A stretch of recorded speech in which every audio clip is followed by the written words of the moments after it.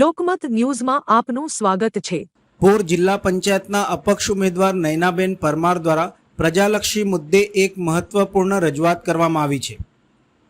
છેલ્લા ઘણા સમયથી પોર રમણગામડી સરાર ગામ સુધી ચાલી રહેલા ડામર રોડના કામ દરમિયાન ઊભા થતા ધૂળ પ્રદૂષણ મુદ્દે તાત્કાલિક કાર્યવાહી કરવાની માંગણી કરવામાં આવી છે। આ અંગે સરાર ગોસિન્દ્રા અને ઉટિયા મેઢાડ ગામના રહેવાસીઓને ભારે મુશ્કેલીઓનો સામનો કરવો પડી રહ્યો છે। આ અંગે રજૂઆતમાં ઉલ્લેખ કરાયો છે।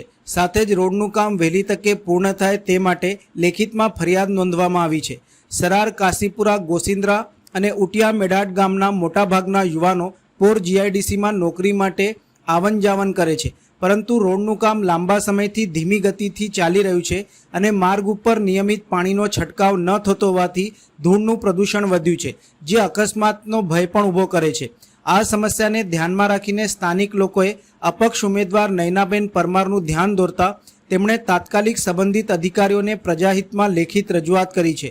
સાથે જ અપક્ષ ઉમેદવાર નયનાબેન પરમાર અને તેમના પતિ રાજેશભાઈ પરમાર દ્વારા રોડનું કામ ઝડપથી પૂર્ણ કરવાની માંગણી પણ કરવામાં આવી છે। અંદાજિત 5-6 મહિનાથી ચાલુ છે। અને સમાચાર માટે તો તઈ પેલા એ હતા શું નામ છે મૌલિકભાઈ ના ના પેલા પોર વાળા આપણે હિતેશભાઈ ખરા ને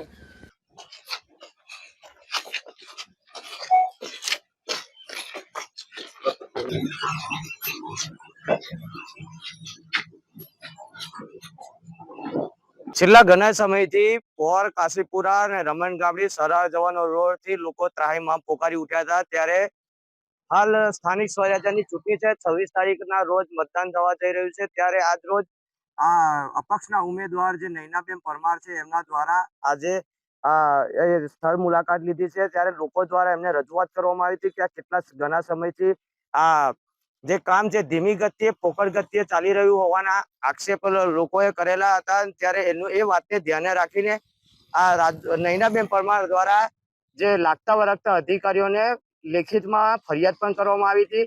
આપણી સાથે પહેલી વાત તો મારી પાછળથી દ્રશ્ય જોઈ શકો છો કે આ જે કાશીપુરા સરાર નો માર્ગ છે કેટલાક રોજિંદા જીવન પર અસર કરે છે। ત્યારે વાત કરવામાં આવે તો અહીં કેટલા સમયથી આ રોડ બનતો હતો, પણ હાલ પણ આજે ધીમી ગતિએ અને ધૂળ ડમરીને ઉડવાના પણ નહીં, જે ખેતરો છે ખેતરની અંદર પણ નુકસાન થવાના ભીતિ અપનાવે છે। ત્યારે વાત કરીએ તો આ જે રોડની વાત કરવામાં આવે તો આશરે લગભગ 5 થી 8 કિલોમીટરનો રોડ છે જે ધીમી ગતિએ ચાલતો હોવાના સીધા આક્ષેપ પણ કરવામાં આવેલા। અને આજ રોજ નયનાબેન પરમાર દ્વારા એક લાગતા વળગતા અધિકારીને લેખિતમાં ફરિયાદ કરવામાં આવેલી। આવનાર દિવસોમાં પાણીનો છંટકાવ થાય, વહેલી તકે કામ પૂર્ણ થાય એવા રજૂઆત કરવામાં આવેલી। નયનાબેન, તમે પોર જિલ્લા પંચાયતના ઉમેદવાર છો, તમને ખબર કેવી રીતે પડી કે આ રોડ નથી બનતો અને તમે આજે રોજ તમે તાત્કાલિક ધોરણે આજે પ્રજાને પડતી મુશ્કેલી જે છે તે રોડ તમે તાત્કાલિક લાગતા વળગતા અધિકારીને લેખિતમાં ફરિયાદ કરી, શું કહેશો? નમસ્કાર, વંદે માતરમ। હું પરમાર નયનાબેન રાજેશકુમાર છું। હું હાલમાં ચાલતી સ્થાનિક સ્વરાજની ચૂંટણીમાં અપક્ષ ઉમેદવાર તરીકે મેં ઉમેદવારી નોંધાવી છે। અહીંયા લોક સંપર્ક કરવા આવતા મારું ધ્યાન ગયું કે આ રોડ પર કેટલી ધૂળ ઉડી રહી છે અને અહીંના સ્થાનિક લોકો દ્વારા પણ મને રજૂઆત કરવામાં આવી કે નયનાબેન, આ રોડનું કામ કેટલા ટાઈમથી ચાલુ છે, પરંતુ અહીંયા ધૂળ ઉડી રહી છે અને કોઈક આના વિશે કોઈ કડક પગલાં લેવામાં આવ્યા નહીં। અહીંયાથી અવર જવર કરતા વિદ્યાર્થીઓ, વૃદ્ધો અથવા અહીંયાથી નોકરિયાતો જે જાય છે તેમને આ ધૂળ અને જે હવાનું પ્રદૂષણ છે તેનો સામનો કરવો પડે છે। તેના કારણે તેમની આરોગ્ય પર અસર થાય છે અને આ વિષય પર આના કારણે કડક પગલાં લેવા જોઈએ, તેના માટે અમે લેખિતમાં આવેદન આપીને આવ્યા છે। શું કહેશો? તમે રજૂઆત કરી છે આજે, તો કેટલા સમયથી આ રોડ બને છે સાહેબ, ધીમી ગતિએ ચાલે છે આ કામ? પહેલા તો હું ઓળખાવ છું લડાઈ લીડર એટલે કે ગ્રાઉન્ડ લેવલનો નેતા તરીકે। જ્યારે આ વિસ્તારની અંદર પ્રજા પાસે હું ગયો એટલે મને ખબર પડી કે ભાઈ આ જવાનો જે રોડ છેલ્લા 1 મહિનાની ઉપરથી આ રોડ બની રહ્યો છે। તમે જોઈ રહ્યા છો કે મોટા મોટા પથ્થર, ધૂળ અને આ પથ્થરની અંદર જે ગાડીના ટાયરનું નુકસાન, આજુબાજુ ખેતરોની અંદર જે ધૂળ ઉડી રહી છે, અભી તમે એક ટ્રક ગઈ એની પાછળ બાઇક વાળો આખો ધૂળ વાળો, એટલે અકસ્માત થઈને જાનહાનિ થવાની પણ છે। આ જે ઉમેદવારો છે એમને પૂછજો કે તમે જિલ્લા પંચાયત સદસ્ય રહી ચુક્યા છો, તાલુકા પંચાયત સદસ્ય, તાલુકા પ્રમુખ રહી ચુક્યા છો, તમે લોકોએ આ રોડનું ધ્યાન છેલ્લા 1.5 મહિનાથી કેમ નથી રાખ્યું?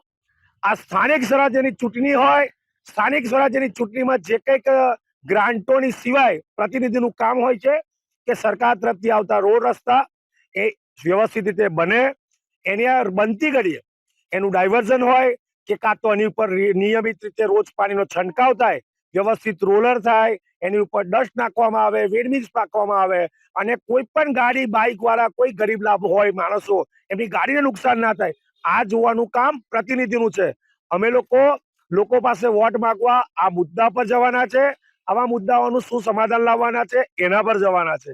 આજ રોજ માર્ગ મકાન શહેરી વિભાગ જે રાવપુર આવેલી છે અને માર્ગ મકાન જિલ્લા પંચાયત ગ્રામ્યમાં બંને અધિકારીઓ પાસે અમે લેખિતની અંદર એમને રજૂઆત કરી છે કે ભાઈ અહીંયા આગળ પાણીનો રોજ છંટકાવ કરવામાં આવે, અને એ લોકો તરફથી ખાતરી આપવામાં આવી છે કે અમે બને એટલું જલ્દી એજન્સીને કહી અહીંયા આગળ પાણીનો છંટકાવ ચાલુ કરીશું અને જે માણસોની સમસ્યા છે એનો અંત લાવીશું. રાજુભાઈ, લોકો પાસે તમે જે લોક સંપર્ક કરો છો, હવે આવનાર દિવસોમાં ચૂંટણી છે, સામે સત્તાધારી પક્ષ છે, તમે અપક્ષ છો, કેવી રીતે ચૂંટણી લડશો? કેમ કે કઠિન છે.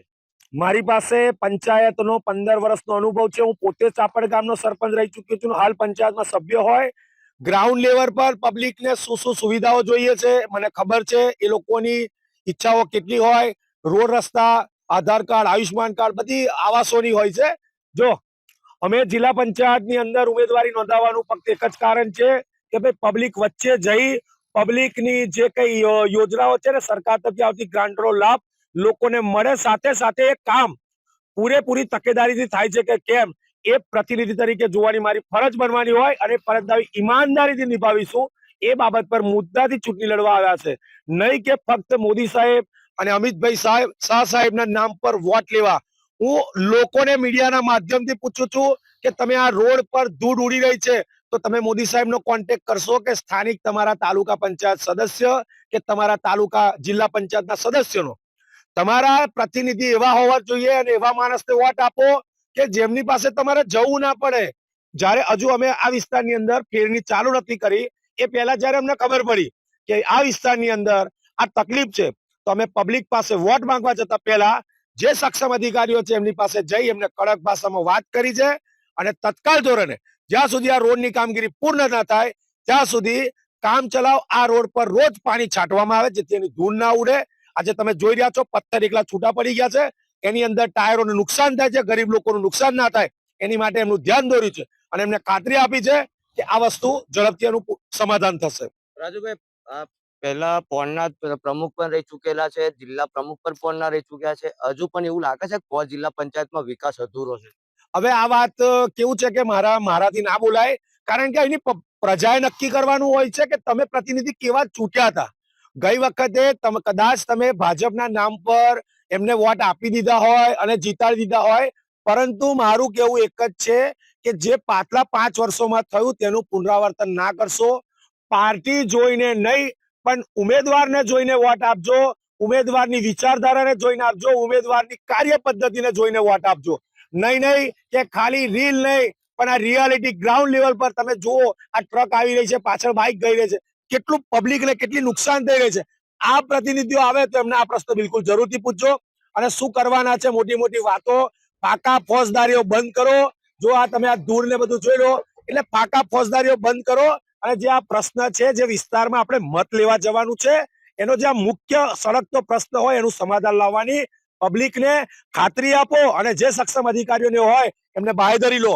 મેં રાત્રે 12 વાગે આ ગામના વડીલ મુસ્તાક કાકાને પૂછજો, બીજા એમની સાથે અન્ય લોકો હતા, રાત્રે 12 વાગે જે અહીંના માર્ગ મકાનના ડી છે એમને ફોન કરી અને આ બાબતે ધ્યાન દોરીને કડક શબ્દોમાં રજૂઆત કરેલી છે. પરંતુ હું એમ કહું છું જયારે અપક્ષ તરીકે ઉમેદવાર હોય, જયારે સત્તા પક્ષ આપણો ભારતીય જનતા પાર્ટી હોય અને એના ઉમેદવાર લડતા હોય, તો એમની માટે ડાબા હાથનો ખેલ હતો. તો એ લોકો આટલા દિવસ સુધી આ કામગીરી કેમ ના કરી એ પ્રશ્ન પ્રજાએ વિચારવાનું છે. જયારે વોટ લેવા તમારી પાસે આ લોકો આવે તો તમારા વિસ્તારમાં કેટલી ગ્રાન્ટો આપી, કેટલી ગ્રાન્ટોમાં કેટલી ટકાવારી લઈને કટકી મારી, સમગ્ર બાબતો ધ્યાન પર લેજો. હજુ પણ કહું છું, પાર્ટી જોઈને નહીં પણ ઉમેદવાર જોઈને મત આપજો. થોડી વાર પહેલા રાજુભાઈ સમાચાર મળ્યા તમને પાર્ટીમાંથી સસ્પેન્ડ કર્યા. લીડર पैदा होते बनाए नहीं जाते. લીડર બનવા માટે પાર્ટીની જરૂર નથી હોતી. મારી જોડે પ્રજા છે અને આગળના દિવસોની અંદર સીધી જ વસ્તુ તમને કહું કે પાર્ટીએ મને કોઈ પણ જાતનું પ્રેશર નથી કર્યું, નહીં પોલીસથી કશાથી. એટલે સીધું છે કે શીર્ષ નેતૃત્વને પણ એમ ખબર છે કે આ ટિકિટ ભૂલથી અપાઈ ગઈ છે એના સ્થાનિક જે નેતાઓના લીધે. એટલે શીર્ષ નેતૃત્વએ મારા પર આશીર્વાદ મૂક્યા છે. અને આ સસ્પેન્ડની જે પ્રક્રિયા છે જનરલી કેવું હોય છે કે ભાજપ પાર્ટીની અંદર એક ફોર્માલિટી હોય છે. આગળના દિવસોની અંદર અપક્ષ તરીકે વિજેતા બની અને તમે મને જોશો કે પાર્ટી મને સ્વીકારશે. આ હતા જે અપક્ષ ઉમેદવારના પતિ નૈનાબેનના પતિ હતા. એમને કડક શબ્દોની અંદર માર્ગ મકાન વિભાગની અંદર લિખિતમાં ફરિયાદ કરવામાં આવી છે. જ્યારે વાત કરવામાં આવે તો કેટલા સમયથી આ રોડ નું કામ ચાલતું હતું, પણ હવે લાગે છે કે આવનારા દિવસોની અંદર કંઈક ને કંઈક પોર જિલ્લા પંચાયતમાં નવા જૂની થાય એવા હેદાન પણ વર્તાઈ રહ્યા છે. પોરથી હિતેશ પટેલ સાથે લોકમત ન્યૂઝ ચેનલ વડોદરા.